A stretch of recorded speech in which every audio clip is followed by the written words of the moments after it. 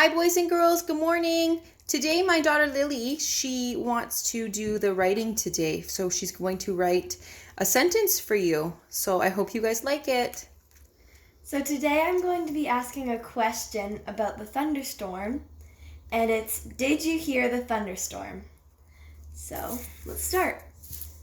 So we're going to start our sentence with a capital letter, and it's did. And write a capital D.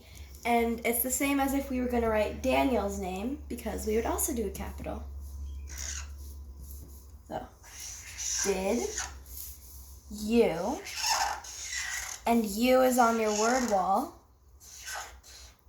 Hear, did you hear?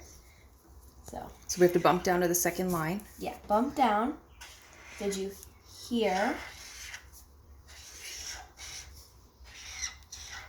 the?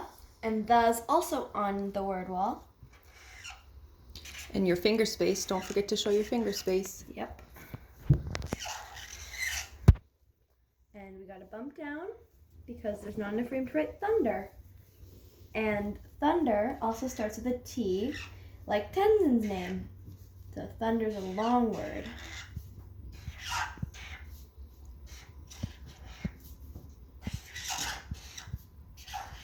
Thunder. And then we don't have any more room. Yeah, we'll make but room. Make room. So thunderstorm. So thunder is one word, and then storm.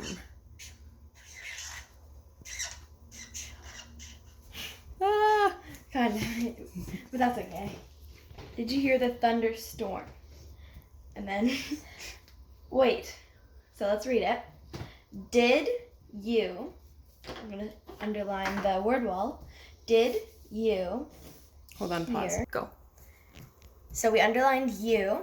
Did you hear the thunderstorm? But I think we're missing something. Oh yeah, that's right. We need a question mark, exclamation point, or period. Which one fits? Did you hear the thunderstorm? That's not asking a question, so no, not a period. Did you hear the thunderstorm? Well, I'm not excited about it. I'm asking a question. So, question mark. Did you hear the thunderstorm? Yeah, that's right. So it's, did you hear the thunderstorm? All right, let's read it one more time. Did you hear the thunderstorm? Bye.